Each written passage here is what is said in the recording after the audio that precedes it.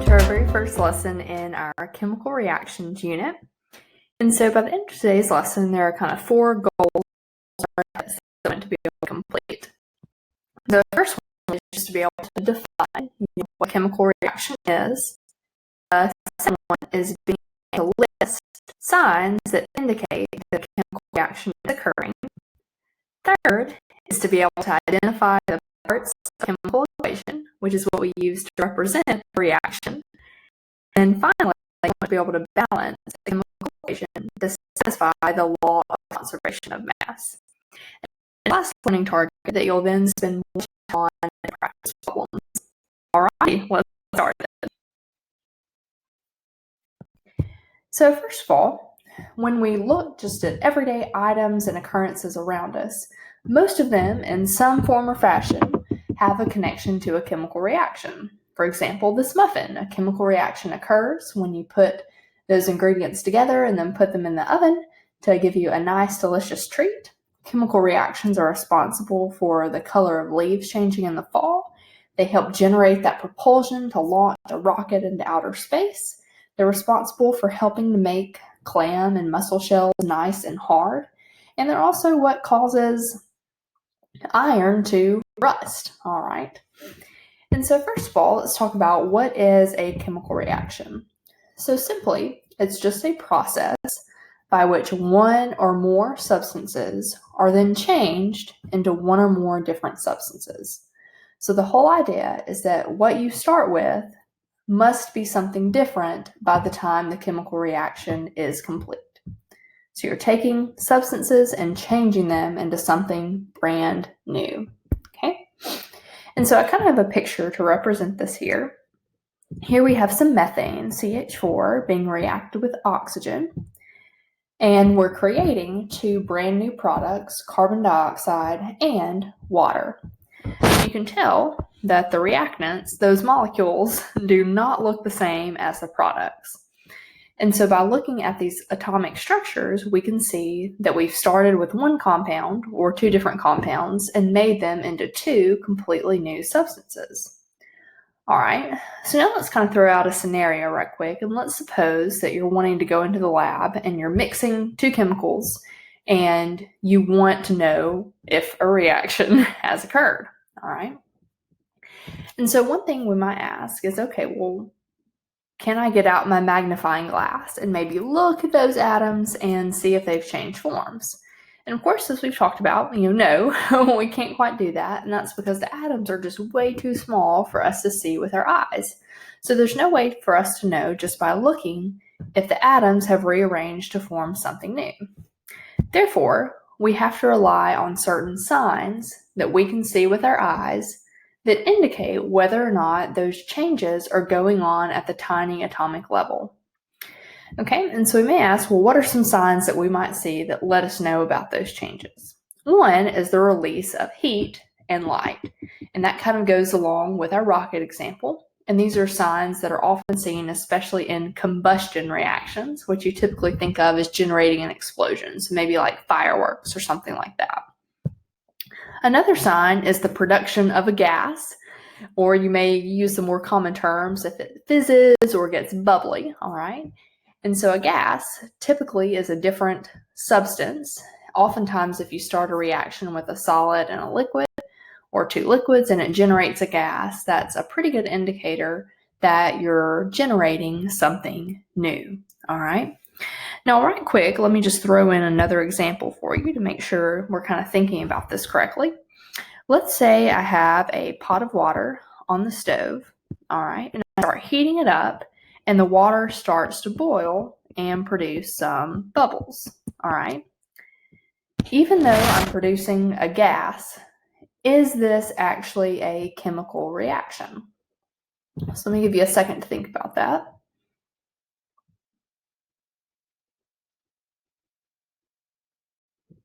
Okay, so let's see if we can figure this out. So when we're starting with water, which is H2O, but we're starting with it as a liquid. Once it starts boiling, we still have water, it's just now a gas instead. So what's at the heart here is that we have not changed the substance from start to finish. So if we haven't actually converted the substance into something different, then it's not, in fact, a chemical reaction.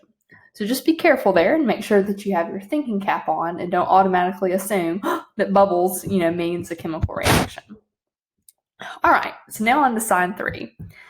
Another good sign that indicates a chemical reaction is changing of colors. For example, if you find maybe an old penny in a parking lot, it may look kind of green and corroded.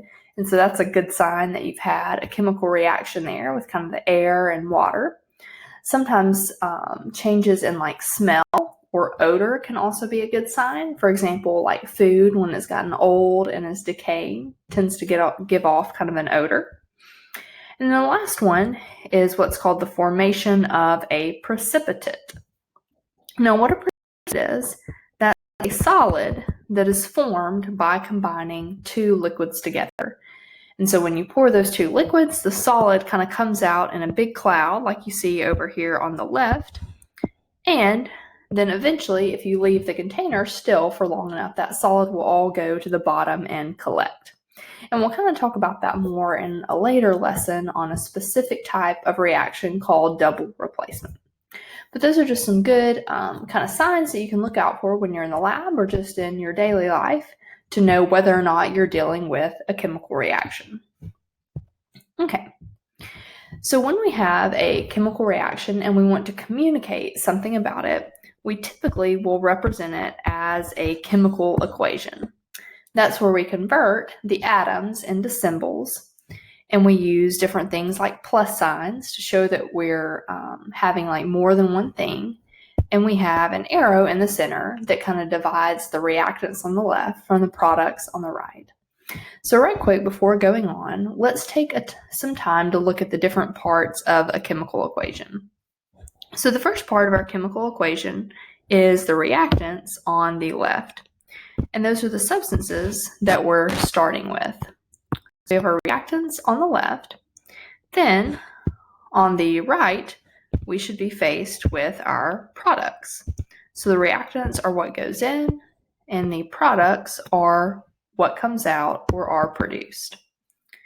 Then next, we have the kind of distinction between the different states of matter that you might find. And those state symbols are typically located right after each chemical formula. You can kind of see those here. So a G means gas, L means liquid, S means solid, and then AQ, that state symbol refers to something being in an aqueous state, which means it's been dissolved in water. All right. Then last but not least, let's talk about the distinction between coefficients and subscripts. So the coefficients, those are the numbers that come in front of the chemical formulas. So like 2O2, that first 2 would be your coefficient, or 2 water molecules. And what the coefficient does is it tells you how many of those molecules you have. If you don't see a number in front of a formula, like here before CH4, it's assuming that you only have one of those molecules. So we don't write a coefficient if there's just one of something, but we do if there's more than one. The subscripts, on the other hand, are the tiny numbers kind of within the chemical formula. So like the last 2 in CO2 would be a subscript, all right? Sub, kind of like a submarine, means below, so these come below the element symbols. What the subscripts do is they tell you how many of an atom within the molecule is present. So CO2 means that in every carbon dioxide molecule, you have 2 oxygens. Okay, so there are parts of a chemical equation. Now what let's do is let's go on to actually balancing some of these equations to make sure that the reactants on the left match up in terms of number of atoms with the products on the right. Okay, so on to balancing a chemical equation. The reason that we balance chemical equations is to satisfy the law of conservation of mass. This is something that we talked about back in our very first unit, and what this says is that the mass of reactants must be equal to the mass of products. Now, in order to make this happen, the number of each type of atom on the reactant side must be equal to the number of each type of atom on the product side, okay? And that will ensure that mass is being conserved. So for example, the black circle here is a carbon atom. So I see that I have one carbon on the left, and I also have one carbon on the right. The white circles are hydrogens. So I have 4 hydrogens on the left and 1, 2, 3, 4 hydrogens on the right. Then last to the oxygens. I have 1, 2, 3, 4 oxygens on the left and also 4 oxygens total on the right. And so if all the numbers of each atom match up from reactants to products, I can be assured that mass will be conserved because 1 carbon plus 4 hydrogens plus 4 oxygens will have the same mass as 1 carbon plus 4 hydrogens plus 4 oxygens. All right, now again, when we're doing a chemical reaction, we often don't have pictures of the atoms to work with, but we instead just have the chemical equation written out. So we're going to walk through some balancing guidelines that can help us when we don't have a picture to go along with the equation. But before we do that, I'm kind of getting ahead of myself here. I did want to do one example to show you that when balancing, we're going to be balancing by changing the coefficients instead of changing the subscripts. So let's do a quick example just looking at the reaction to form water. So when water is formed, we're taking hydrogen plus oxygen and combining them to make one new molecule called H2O. Now you may be wondering, well, why does oxygen and hydrogen have these little 2's to the side? So both hydrogen and oxygen are what we call diatomic molecules. This means that when molecules are kind of by themselves in nature, they come in pairs of 2 atoms instead of single atoms. And you can see, as they're represented here below, that the hydrogens are in pairs as well as the oxygens. So that's why you see those subscripts of 2. All right. So first of all, let's kind of count and see where we are in terms of our balancing. So we have 2 hydrogens on the left, 2 oxygens on the left. So I'll kind of make a total there. And then on the right, we have 2 hydrogens, but only 1 oxygen. And so we say, okay, so our oxygens don't quite match from left to right. So our first instinct might be to put a 2 after that oxygen to get those numbers to match. And the numbers would match at this point, but the question is, have we made water or have we now made something else? So water is H2O. But if we look at the molecule for H2O2, that's really hydrogen peroxide, where you have 2 hydrogens and 2 oxygens. And trust me, hydrogen peroxide is definitely not the same thing as water. In fact, your parents may have used this to kind of clean a cut, or a burn before, and it definitely, kind of stings, so not the same thing. So when we're balancing, we are not allowed to change the subscripts because that changes the molecule's identity. Instead, we're only allowed to change the coefficients by adding new molecules kind of to the reaction scenario.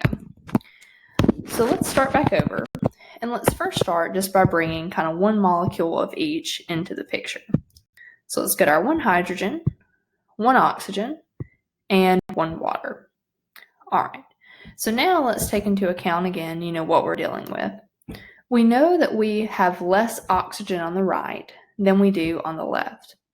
But the only way to add in new oxygen is to add a brand new water molecule. So let's do that. And so now on the left, we have 2 waters. And so what I'm going to do is put in a coefficient of 2 to show that. Let me back up here right quick. There we go. So I'm going to write a coefficient of 2 to show that we have 2 water molecules. So now in total, we have 2 oxygens and we have a total of 4 hydrogens. And if we look at that from the perspective of the coefficient, it kind of gets multiplied through the formula. So 2 times 2 is 4 hydrogens, 2 times 1 is 2 oxygens. So my oxygens look to be balanced, but now I have 4 hydrogens on the left, while I only have 4 hydrogens on the right, while I only have 2 on the left.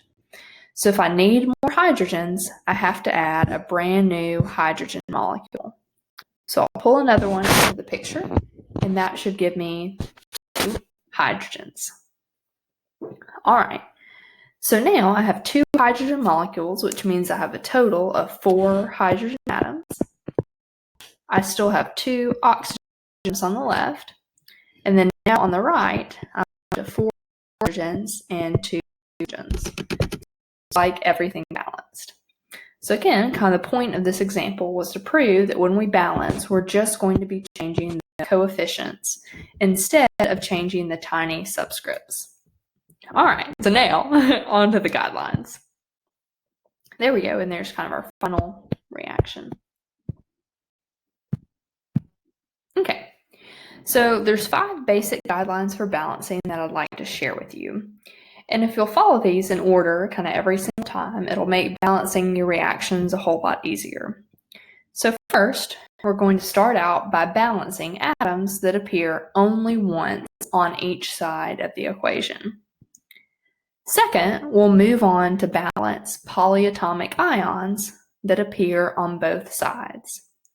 Typically, this does not include the polyatomic ion hydroxide, or OH, because a lot of times it will appear on only one side of the equation. Third, we'll take care of any remaining atoms that appear more than once per side. And then last, we'll balance hydrogen, then oxygen. And this is one of the most helpful tips, that if you'll save hydrogen and oxygen for last, it'll often help the other parts of the equation fall into place. Then 5, we'll go back and check our work to make sure that the number of atoms in the reactants matches the number of each atom in the products. All right, so let's get going. We're going to have 4 short examples. All right, example 1, hydrochloric acid plus copper yields copper 2 chloride plus hydrogen. And the way we'll pronounce that little arrow is the word yields. All right, so step 1, let's balance atoms that appear only once on each side. If we take a look at our reaction, we see that chlorine appears once on the left and once on the right, and that copper also appears in one compound on the left and one compound on the right. So either of those would be a good first choice element. So why don't we just start with chlorine. So when we look on the left, we see that there's one chlorine, but when we look on the right, we see that there are 2. So in order to balance that, we'll go back to the left and insert a coefficient of 2. Then I'll go and check my coppers. I have 1 copper on the left, 1 copper on the right, so those need to be balanced. All right. So second, my step is to balance any polyatomic ions that appear on both sides. I don't have any polyatomic ions in this reaction, so I'm good to go to step 3. Step 3 says any remaining atoms appearing more than once per side. That doesn't apply here. And so last, I'm ready to balance my hydrogens. So I'll go to hydrogen and check and see that on the left, I have 2 hydrogens. On the right, I also have 2 hydrogens. So it looks like my equation is balanced, and I'm ready to check. So let's go back and check each element. On the left, I have 2 hydrogens, 2 chlorines, and copper. On the right, I also have 1 copper, 2 chlorines, so all my numbers of atoms line up, and so my equation is balanced and ready to go. All right, now let's go on to example 2. Okay. Again, step 1 is going to be balancing atoms that only appear once on each side. And by only appear once, we mean they only appear in one compound. So we have chromium that appears once on the left, once on the right, and we also have potassium, K, that appears once on the left and once on the right as well. So let's go ahead and start off with chromium if we want to. So I have 2 chromiums on the left. I only have 1 on the right, so I'll need to insert a coefficient of 2. Now the chromiums are balanced. Let's go on to my potassiums. I have 3 potassiums on the left and 2 on the right. 3 and 2 don't go into each other evenly, so I need to look for a small number that they can both go into, such as 6. So in this case, now my goal is to get both of my potassiums up to 6. And the way I can do that is by multiplying the 3 by a coefficient of 2 and the 2 by a coefficient of 3. So now I have 6, 2 times 3 potassiums on the left, and 6, 3 times 2 potassiums on the right. Alright, so we've checked that box. Now it says to balance the polyatomic ions that appear on both sides. Oops, sorry, jumping ahead here. Example 2. Alright, so balance the polyatomic ions that appear on both sides. So here we have a sulfate on the left and a sulfate on the right. And we also have a phosphate on the left and a phosphate on the right. So let's start off just by taking care of our sulfate. And the key is when you're balancing a polyatomic ion and treating it as separate elements, go ahead and treat that entire unit as one group. So instead of sulfur and 4 oxygens, just look at it as a sulfate molecule. So here on the left, we have 3 sulfates. Now on the right, we also have 3 sulfates due to the coefficient that we added earlier for potassium. So my sulfates look to be good to go. Now let's take a look at our phosphates. On the left, I have 2 phosphates due to the coefficient. I likewise on the right have phosphates as well. So those appear to be balanced. That leaves me with no more remaining atoms, and I don't have any individual hydrogens or oxygens, so it looks like I'm ready to check. So on the left, I have 2 chromiums, I have 3 sulfates, 6 atoms. Now on the right, I also have 6 potassiums, 3 sulfates, 2 and 2 phosphates. Everything. So now my reaction is balanced. All right, y'all are doing great. Just 2 more examples. Okay, example 3. This reaction is special because it's what's known as a combustion reaction. Combustion reactions are when you take a compound containing hydrogen and carbon and react it with oxygen in the air to produce carbon dioxide and water. And of course, we often have heat and light released as well in the form of an explosion. So let's see if we can apply balancing guidelines to this problem as well. So first, we'll start with atoms that appear only once on each side. So if we look at carbon, he appears in one compound on the left and one compound on the right. Now right quick, let me contrast this with oxygen. So if you notice, oxygen is in one location on the left, but he's in 2 locations on the right. And so when we say atoms that appear only once, we're talking about an example like carbon instead of oxygen. All right, so let's start off by balancing our carbons. We have 3 carbons on the left. We'll put in a coefficient of 3 on the right. Now, we would look for our polyatomic ions, but we don't have any. Then any remaining atoms appearing more than once per side. That doesn't apply here because all we have left are hydrogen and oxygen. So let's go ahead and balance our hydrogens next. So I have 8 hydrogens on the left. Right, I'll need to add a coefficient of 4 because 4 times 2 is 8. Then finally, I want to go back and balance my oxygens. So on the left, I have 2 oxygens. Now here's where you have to be careful because oxygen is in place. The 3 carbon dioxides, I have 3 times 2, which is 6 oxygens. Then the 4 water molecules, I have 4 oxygens total. 6 plus 4 is a total of 10 oxygens overall. Okay. So if I need to get up to 10, the coefficient of 5 can be multiplied by 2 to get me here. So now 5 times 2 is 10 oxygens. So again, just be careful when you're balancing oxygen on a combustion reaction to remember that it's more than one compound. All right, and finally, to go back and check.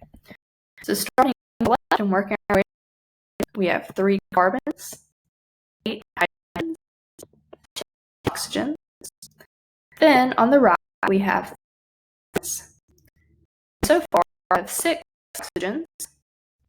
I have 8 hydrogens, 6 plus another 4 oxygens. All right, so that is balanced.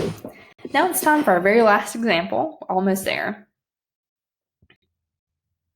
Okay, so example 4 is another combustion reaction. This one just gets a little trickier with the balancing, so I'm going to show you an extra shortcut that's called the fraction method. And this is helpful anytime you get a combustion reaction that's a little harder to balance on its own. We'll start kind of just like we did with every other reaction by balancing atoms that appear only once on each side. Typically, in combustion, a good candidate for that is carbon. We have 2 carbons on the left, so I'll need to put a coefficient of 2 on the right.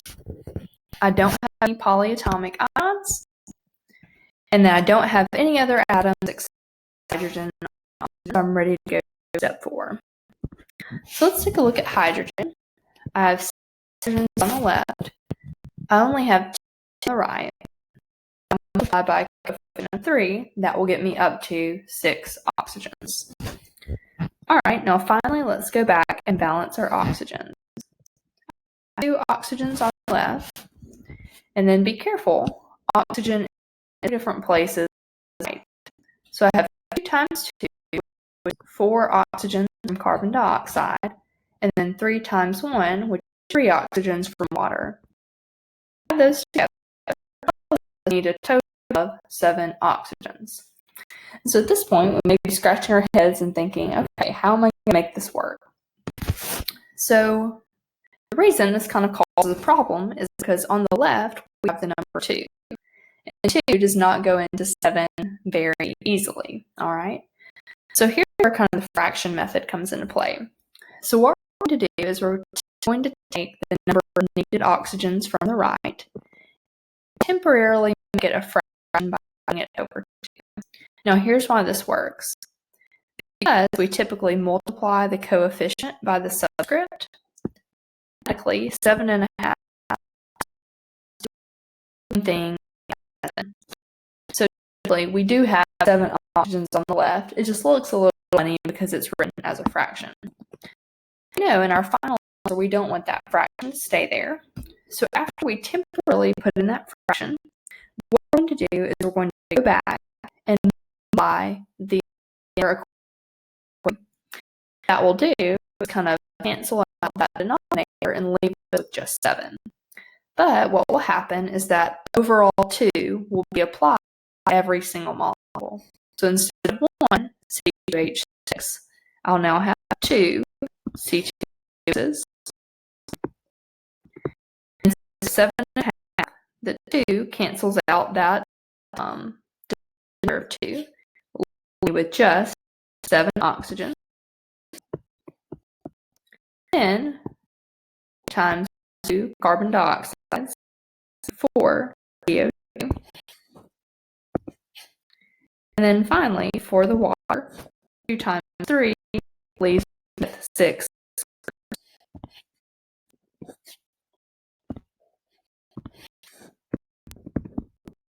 Okay. So then what we did was insert a temporary fraction, and then go back and multiply the entire equation by 2 to get rid of the denominator in the fraction and change everything to whole numbers. And so finally, we're ready to check our work. So on the side, we have 4 carbons, 12 oxygens. 7 times 2 is 14 oxygens. On the right, we also have 4 times 2, 8 oxygens. Then we have 6 times 2, which is 12 hydrogens. And 6 times 1, which is 6 oxygens. 8 plus 6 is oxygens. Looks like matches and that we're good to go. All right. And so that finishes us for our balancing example. Thank you so much for your time. Now is a great time for you to stop and do some practice problems. You can either use the worksheets provided in class or Science Geek, which is a neat website, also has lots of practice problems that let you kind of chill instantly to know if you're doing them correctly. All right, thanks so much.